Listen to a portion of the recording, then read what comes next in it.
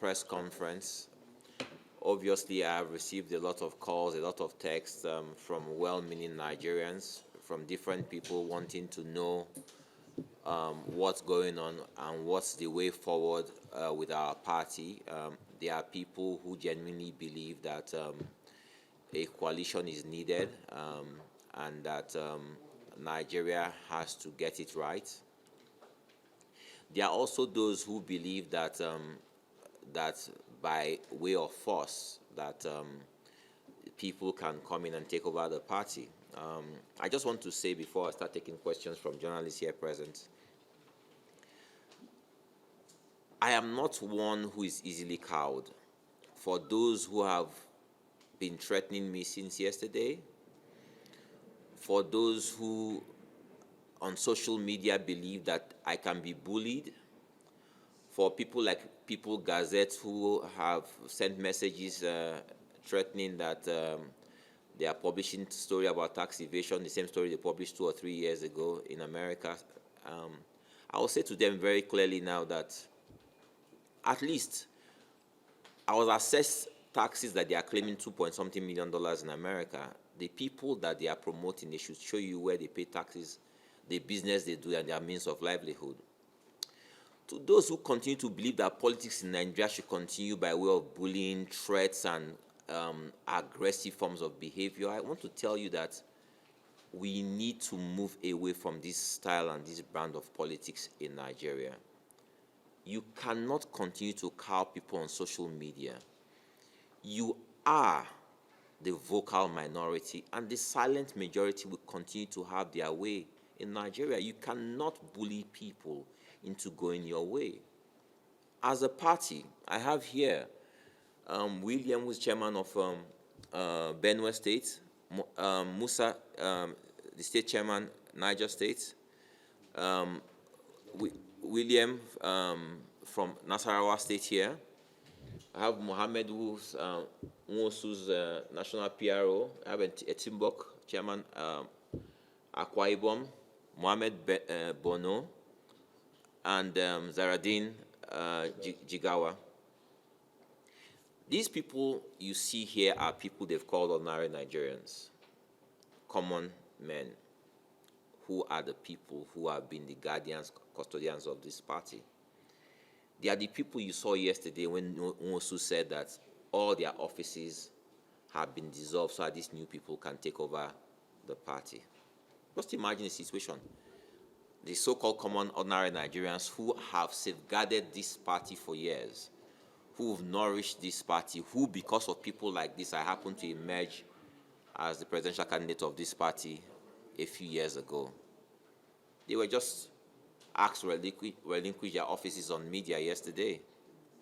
This is not what they signed up for. They were validly elected through conventions into their various offices. Of course. And they were chased out of their offices yesterday. This morning, my friend and brother Bolaji, former Minister of Youth, was saying on Arise TV that, yes, the politicians are the ones that messed up Nigeria, and we should give them, the politicians, the opportunity to fix Nigeria. And my response then and my response now is this. All men are political beings, but Nigeria can no longer afford to have this same group of people to continue to mind the affairs of Nigeria.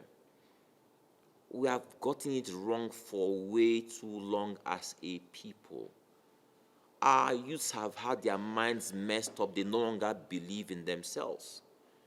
They believe that nobody cares for them. If you look at the rates of suicide in Nigeria, the rates of drug use in Nigeria, the rates of social misadventure, the social illness in Nigeria, where it now seems that we're exporting kidnapping in Nigeria, where people are now selling their children, people are killing their parents in Nigeria. If you look at the ills in our society because of misplaced priorities from failed leadership, and these people believe that this same leadership should continue to rule our affairs in this country. They continue to believe that our youth should be their tools and fools for them. We cannot continue like this in this country. We've done this for too long, and we cannot continue this anymore.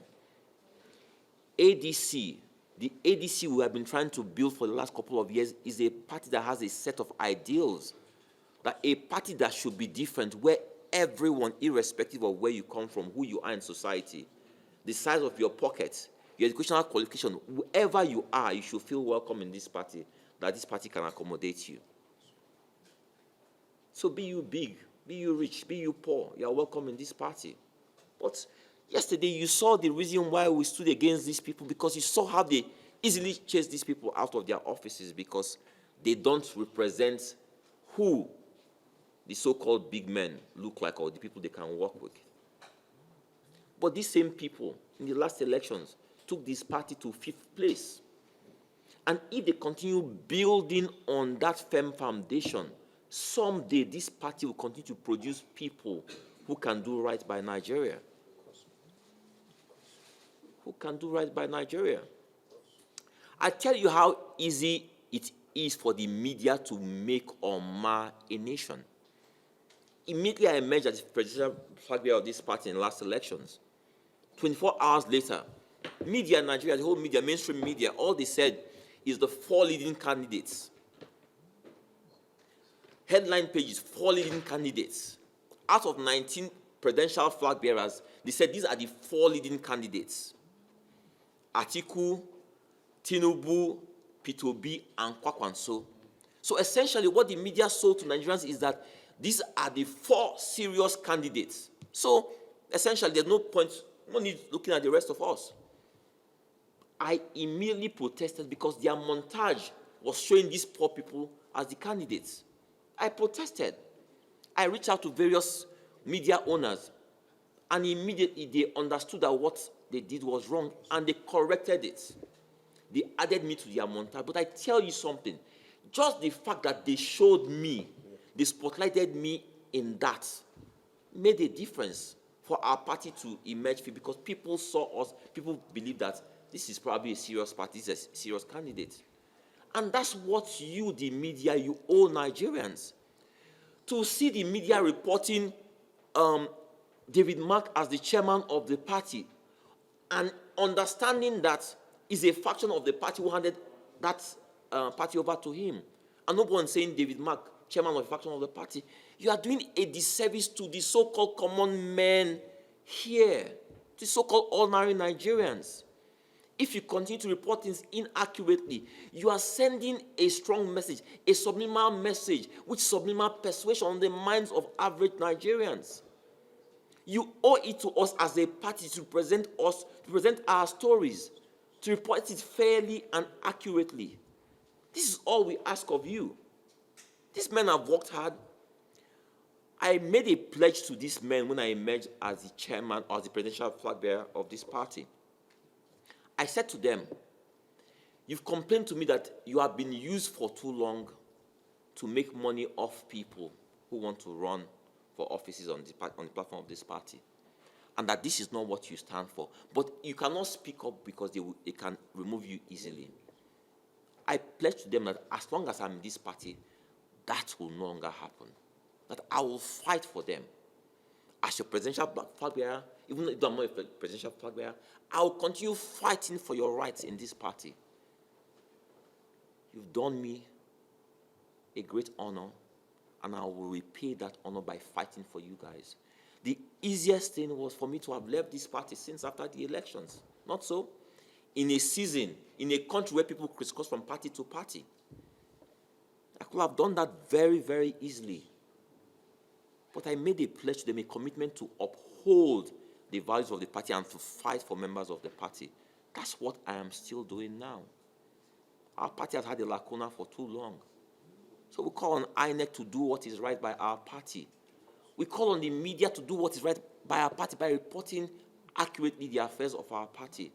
We call on Nigerians to hold firm and hold fast, because I tell you this, a country that has been brought to its knees needs fresh leadership, fresh ideas, fresh ideals. That's why we say we're a party where all men are equal before our flag, all men are equal before the Constitution. A party that will believe that social justice should be done to all the weak in our society. That's why we hold these ideals to be true, to be self-evident. We cannot continue like this as a people. But the world, the people, who we are, will be continue to be seen through the eyes of the media. That's why I invited you people here today. Your headlines today about our party don't accurately depict what's happening in our party. The people who are coming through the window, through the back door, they don't own our party. They've not taken over our party. We are fighting for our party, I assure you. I assure all our party members across the country, all of you are sending me messages, I assure you, that we won't go down, we won't let go of our party like this. Our party is worth fighting for. I assure all of you here that I'll fight for this party, I'll fight for you. We won't let go, we won't give up our party to these people, no matter how rich they are, no matter how powerful they are, no matter how deep their pockets, no matter the amount of threats made against me, my family, or to you, the party members, no matter the amount of blackmail me all day long. Write anything you want to write. I don't bother, I don't read those things. I am mission focused. We are mission focused as a party, and we'll get where we want to go to. Thank you.